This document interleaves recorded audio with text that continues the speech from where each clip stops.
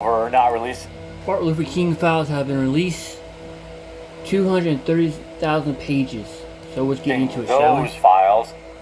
But he did release the JFK files, although they held very few new pieces of information. He can only release what he has. And in a flurry of moves this week, obviously he's told Pam Bondi, hey, you should release the grand jury testimony around Jeffrey. But also, late this afternoon, Donald Trump, through Tulsi Gabbard, has released 230,000 pages of information on the FBI surveillance and the manhunt around the MLK case and the taking of his life. Trump admin releases 230,000 pages of MLK files detailing the FBI's probe into it. Now, obviously, 230,000 pages is a lot to go through. I asked Grok a few questions about it. There's definitely some spicy nuggets in here. But again, as of right now, at least what I've been able to go through using AI, none of the major kind of theories around MLK were proven right, just like the JFK files. But, with the JFK and MLK files, this is like, 100 years ago. Who knows, what kind of records even still exist or what was cleared out. I'm less, this does make me a little more optimistic about getting more stuff with Jeffrey, to be honest with you. Today, after nearly 60 years of questions around the taking of Dr. Martin Luther King's life, we are releasing 230,000 MLK files. Director of National Intelligence, Tulsi Gabbard, wrote on X. Tulsi has been doing incredible. She also kind of broke the Obama story, which has been referred to the DOJ. I'm sure nothing will happen, but Lord knows, I hope I'm wrong about that. Gabbard noted that the documents released in partnership with the Justice Department, CIA, and the National Archives, and the FBI detail the federal investigation into the taking of his life at the Lorient Motel in Memphis, Tennessee, which resulted in the 39-year-old's passing. Information about the convicted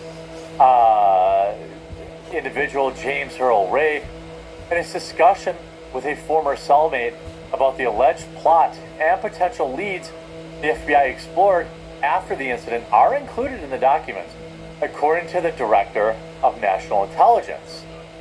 Details about the CIA's overseas intelligence collection efforts during the manhunt for Ray, who was captured in London 2 months after taking King's life, allegedly, or I guess according to their investigation, are also in the records. The American people have waited nearly 60 years to see the full scope of the federal government's investigation into the taking of Dr. King's life.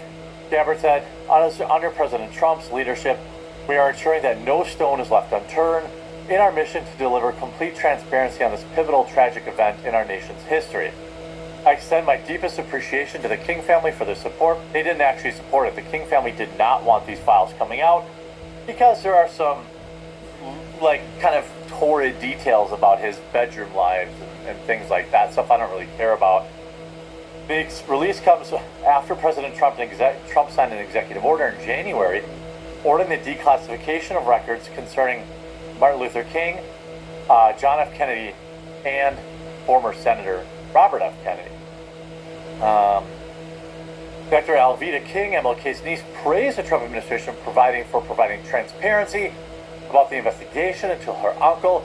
I'm grateful to President Trump and DNI Gabbard for delivering on their pledge of transparency in the release of these documents on the taking of Martin Luther King Jr.'s life. In a statement, my uncle lived boldly in pursuit of truth and justice, and enduring his legacy of faith continues to inspire Americans today. Well, I don't know about that. It seems like you hardly ever hear anything about him anymore. It's all about these other communists, New Age communists. While we mourn his death, the declassification and release of these documents are a historic step towards the truth that the American people deserve. King's family, including his 2 living children, Martin and Bernice, were provided 2 weeks of advance notice ahead of their release and had their own teams review the records before Monday's document dump. Referring to their father's case as a decades-long captivating public curiosity, the King children urged the public to view the files within their full historical context. As children of Dr. King and Miss Coretta Scott King, his tragic passing has been an intensely personal grief, a devastating loss for his wife, children, and the granddaughter he never met, an absence our family has endured over 57 years.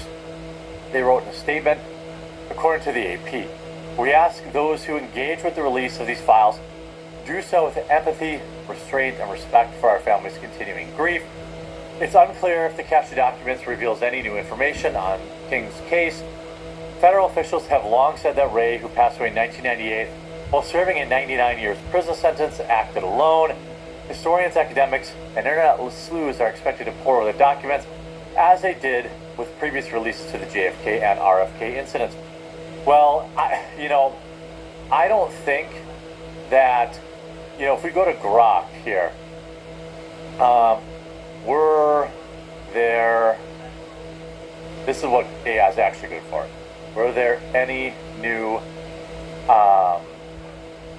revelations in the MLK files? I think there was none, at least today. It's 230,000 files. There is some, people said that I think one of the files talks about him being wildly dangerous in terms of spreading communism. It says on July 21st, 2025, over 230,000 pages of previously classified documents related to Dr. Martin Luther King's death were released, as announced by Tulsi Gabbard, fulfilling President Trump's Executive Order 14176. These files, many of which were newly digitized, provide the FBI's investigation into the 1968 taking of his life, including internal memos.